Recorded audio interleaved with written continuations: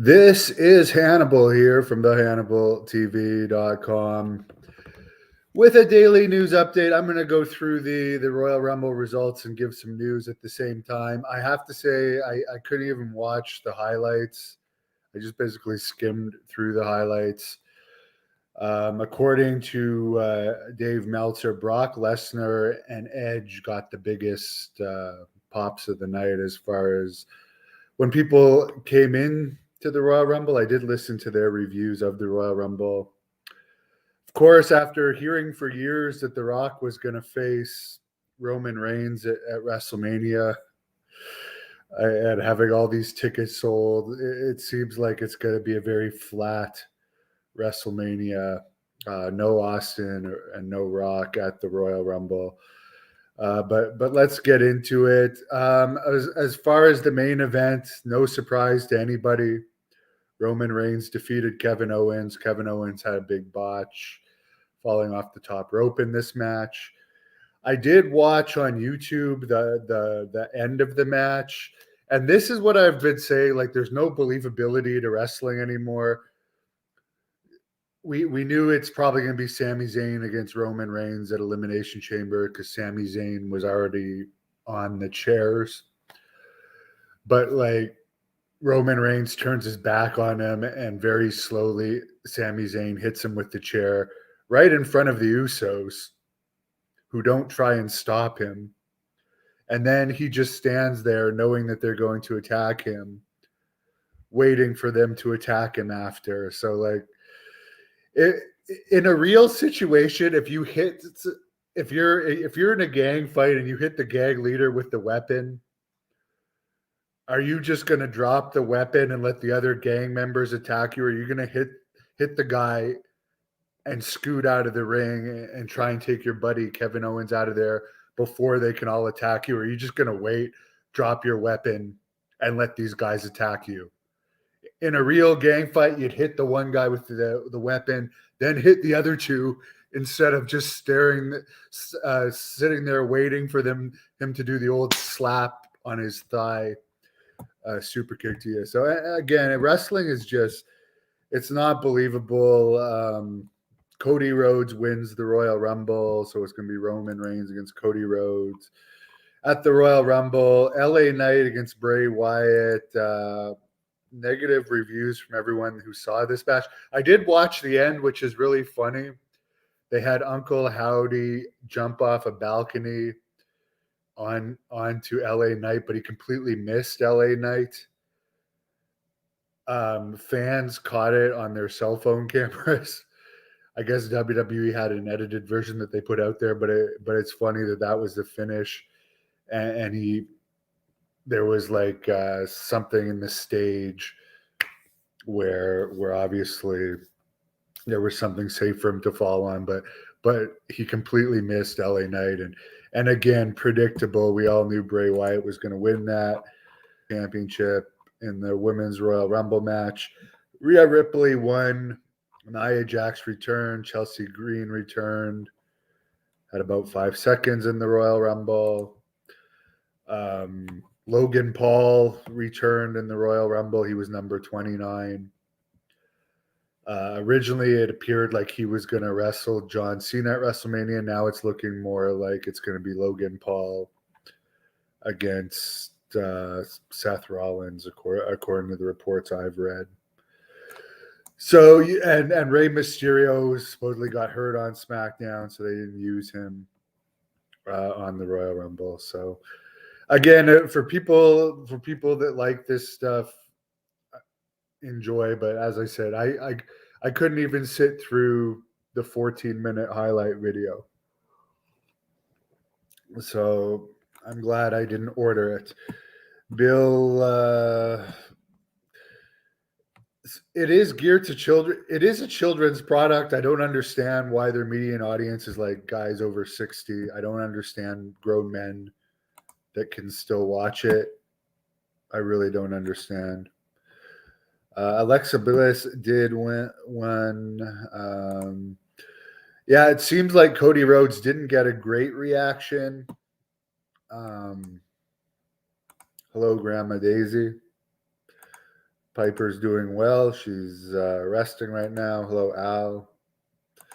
Someone says his highlight says that Triple H's booking has been a downgrade. I mean, Triple H is the same guy that Batista after the first Guardians of the Galaxy, he wanted to be in SummerSlam, and Triple H said no. For everyone thinks he's a great booker. Sorry, Logan Paul. It was if I said Jake Paul, I meant Logan Paul. Was in the Royal Rumble. Which, by the way, there was a really bad looking spot with Jake Paul and Braun Strowman in the Royal Rumble.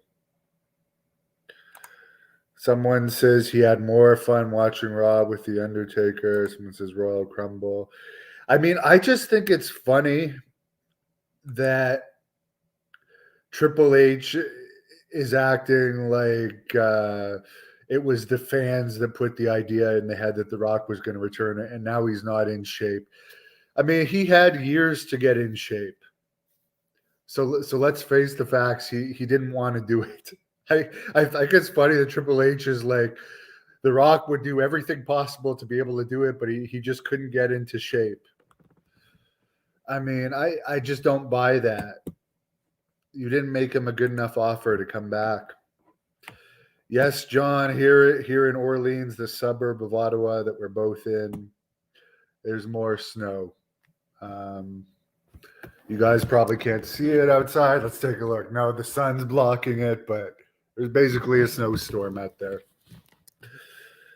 Wallace believes the WWE is going through a slump. I think all the momentum that they had, thinking that The Rock Austin could still come back and have a match.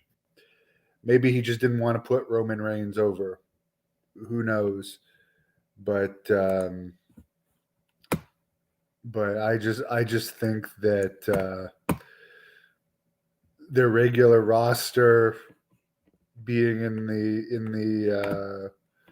WrestleMania, I guess they have John Cena against Austin Theory.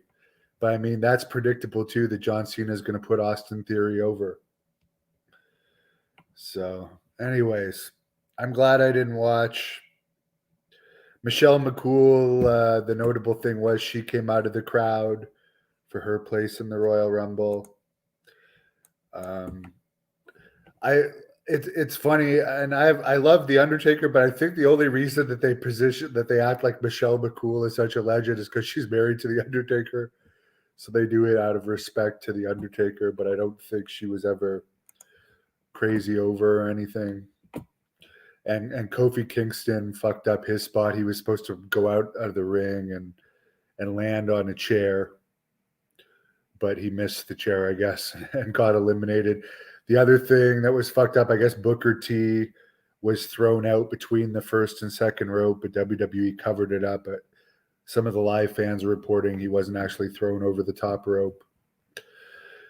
No Gimmicks guy tonight. Reno Riggins is going to be on the Great North Wrestling Podcast. I think the best Great North Wrestling podcast he did was the one with Mike Modest this past week. And they did a podcast on old school shooters this morning with Sheriff Bradley Nimmons, who was a WCW enhancement talent. Kurt also agrees that the Bray match was underwhelming. I mean, I understand why people think his gimmick's cool, but I think the peak of his gimmick is down. Why are y'all so negative? What's one of the greatest storylines in 20 years?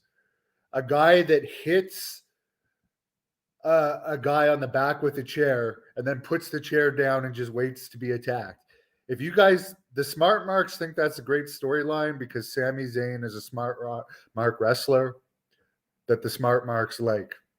And the people in Montreal will like because he's from Montreal. Mainstream fans don't give a fuck about him. I'm sorry. That's the hard truth. That's not one of the greatest storylines in 20 years. Sorry to break it to you, but that's a fact. Let's see if WWE can break their 0.7 Raw rating last week this week without Hulk Hogan, Ric Flair, and The Undertaker. My prediction is they won't. Have a great Sunday. Thank you for watching the Hannibal TV. Please like this video if you enjoyed it and click the subscribe button to not miss any of our latest shoot interviews, match videos, or news updates. Follow us on Twitter at the Hannibal TV for instant